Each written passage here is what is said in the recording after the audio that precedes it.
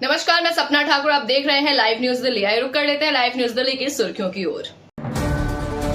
दिल्ली की Rouse revenue court ने दिल्ली के सीएम आतिशी और आप सांसद संजय सिंह को नोटिस किया है जारी। ये नोटिस कांग्रेस नेता संदीप दीक्षित के मानहानि के मामले में दिया गया है। मामले की अगली सुनवाई 27 जनवरी को होगी। लोकसभा में विपक्ष के नेता और कांग्रेस सांसद राहुल गांधी ने दिल्ली एम्स का किया दौरा। वहां उन्होंने इलाज के लिए इंतजार कर रहे मरीजों से की मुलाकात, साथ ही बातचीत के जरिए और उनकी समस्याएं सुनी। उत्तर प्रदेश में दुनिया के सबसे बड़े आध्यात्मिक मेले प्रयागराज में महाकुंभ के अवसर पर 11 से 16 जनवरी तक 7 करोड़ श्रद्धालुओं ने संगम स्नान किया। महाकुंभ 2025 में पहला अमृत स्नान पूरा हो चुका है। दिल्ली पुलिस ने बांग्लादेशी महिला को फर्जी भारतीय डॉक्यूमेंट दिलाने की मदद करने के आरोप में 2 लोगों को किया गिरफ्तार। पुलिस के मुताबिक गौतम बुद्ध नगर के सचिन चौहान और उत्तर प्रदेश के शाहजहांपुर के शुष्मिंदर ने बनाए गए प्लान के तहत महिला को जन्म प्रमाण पत्र, आधार कार्ड, पैन कार्ड और भारतीय पासपोर्ट सहित फर्जी दस्तावेज हासिल कराने में मदद मिली। दिल्ली समेत पूरे उत्तर भारत में ठंड का कहर जारी। मौसम विभाग के मुताबिक आज दिल्ली का न्यूनतम तापमान 8 डिग्री सेल्सियस और अधिकतम तापमान 19 डिग्री सेल्सियस रहने की संभावना है। किसान नेता सरवन सिंह पंधेर ने बताया कि 101 किसानों का एक समूह फसलों पर न्यूनतम समर्थन मूल्य की कानूनी गारंटी सहित अपनी मांगों को लेकर 21 जनवरी को शंभू बॉर्डर सीमा पार कर दिल्ली पहुंचने का चौथा प्रयास करेगा। दिल्ली एनसीआर में कोहरा एक बार फिर लौटा। आज विजिबिलिटी काफी कम रही। इसका असर हवाई और रेल यातायात पर भी पड़ा। मौसम विभाग ने उत्तर भारत में घने कोहरे को लेकर अलर्ट किया जारी। घने कोहरे की वजह से दिल्ली आने वाली 27 ट्रेनें लेट। दिल्ली में घने कोहरे की वजह से ट्रेन और गाड़ियों की रफ्तार पर ब्रेक लग गया। कोहरे की वजह से दिल्ली आने वाली 27 ट्रेनें देरी से चल रही हैं।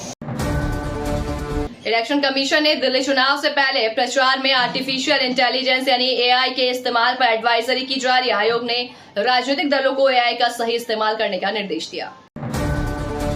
दिल्ली सरकार की ओबीसी लिस्ट में जाट समाज का नाम आता है। केंद्र सरकार की ओबीसी लिस्ट में नहीं आता। बच्चे केंद्र के कॉलेज या यूनिवर्सिटी में एडमिशन लेने जाते हैं तो उन्हें रजिस्ट्रेशन और रिजर्वेशन नहीं मिलता। दिल्ली पुलिस या डीडीए की नौकरी में रिजर्वेशन नहीं मिलता। इंटरेस्टिंग बात यह है कि राजस्थान के जाट समाज के बच्चों को दिल्ली के कॉलेजों में रिजर्वेशन मिलता है, लेकिन दिल्ली के जाट समाज को नहीं मिलता। इसको लेकर के लगातार बातें चल रही हैं। नोएडा एयरपोर्ट के पास बनने वाले मल्टी मॉडल लॉजिस्टिक पार्क की योजना खटाई में पड़ सकती है। यमुना प्राधिकरण के इस अधिसूचित क्षेत्र में धड़ल्ले से आवासीय भूखंडों की रजिस्ट्री हो रही है। प्राधिकरण के ओएसडी शैलेंद्र सिंह ने बताया कि अलीगढ़ जिला प्रशासन को आवासीय श्रेणी में होने वाली रजिस्ट्री पर रोक लगाने के लिए पत्र लिखा। इस प्रोजेक्ट की लागत 640 करोड़ रुपए है। बांग्लादेशी रोहिंग्या हर जगह अब बसते जा रहे हैं। आप अपने वोट बैंक के लिए देश को सराय बना रही है। हम आएंगे तो इन्हें सबक सिखाएंगे। 11 जनवरी को दिल्ली की कालकाजी सीट से बीजेपी कैंडिडेट रमेश बिधूड़ी ने यह दावा किया। इससे पहले 10 दिसंबर 2024 को दिल्ली के एलजीबी के सक्सेना ने दिल्ली पुलिस को अवैध बांग्लादेशियों पर कार्रवाई का आदेश दिया। नोएडा में पहली बार म्यांमार के 68 साल के मरीज जो का सफल रोबोट एडेड किडनी ट्रांसप्लांट किया गया। सर्जरी फोर्टिस अस्पताल में हुई। मरीज कोर्निया किडनी से पीड़ित था। पिछले साल जून में डायलिसिस पर था। मरीज का इलाज doctor Piyush Wasne, doctor urology and kidney transplant और उनकी टीम ने किया। मरीज को 8 दिन बाद अस्पताल से छुट्टी दी गई। कांग्रेस सांसद और लोकसभा में नेता विपक्ष राहुल गांधी गुरुवार देर रात अचानक दिल्ली के एम्स अस्पताल के बाहर पहुंचे। उन्होंने अस्पताल के आसपास सड़कों, फुटपाथों और सबवे पर डेरा डाले कई मरीजों और उनके परिवारों से मुलाकात की। राहुल ने केंद्र और दिल्ली सरकार पर उनके प्रति असंवेदनशीलता दिखाने का आरोप लगाया। उन्होंने लोगों की समस्याओं और शिकायतों के बारे में जानकारी ली। गांधी ने इंस्टाग्राम पर लिखा, बीमारी का बोझ, ठिठुरने वाली सर्दी और सरकारी असंवेदनशीलता। आज मैं एम्स के बाहर मरीजों और उनके परिजनों से मिला जो दूर दराज से इलाज की आस में यहाँ आए हुए हैं। राहुल गांधी ने कहा, इलाज की राह में वे सड़कों, फुटपाथ और सबवे पर सोने को मजबूर हैं।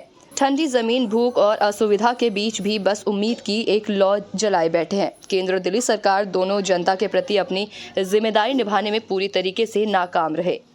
इसके अलावा कांग्रेस ने भी राहुल गांधी की तस्वीरें शेयर की है। कांग्रेस ने एक्स पर लिखा, नेता विपक्ष राहुल गांधी ने दिल्ली एम्स के बाहर मरीजों और उनके परिजन से मुलाकात की।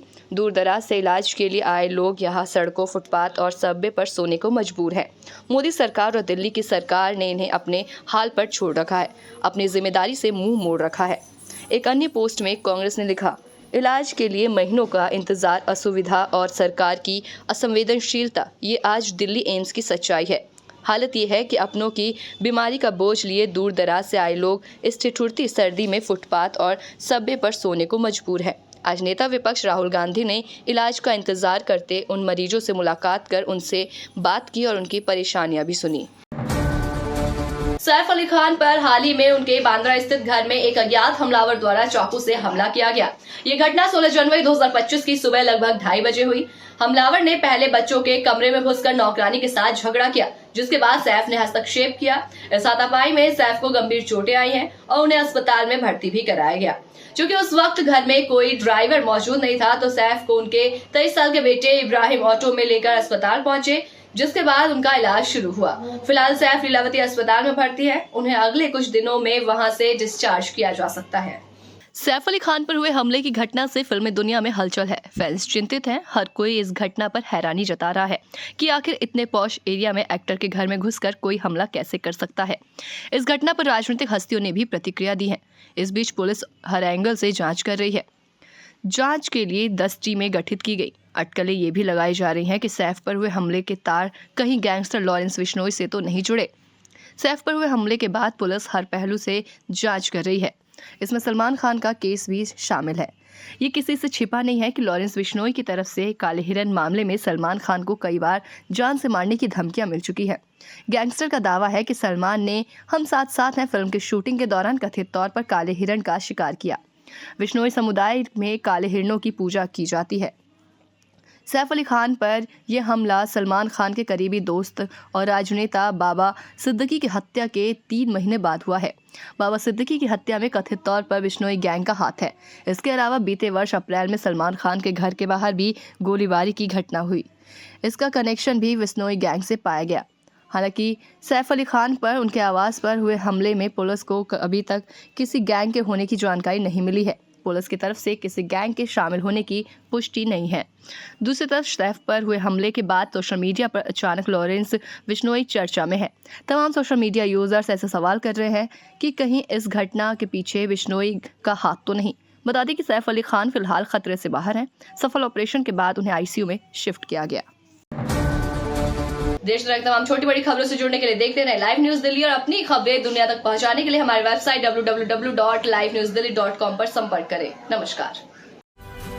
अभी सब्सक्राइब करें हमारे चैनल लाइव न्यूज दिल्ली को और साथ में बेल आइकन दबाना ना भूलें। Live news Delhi.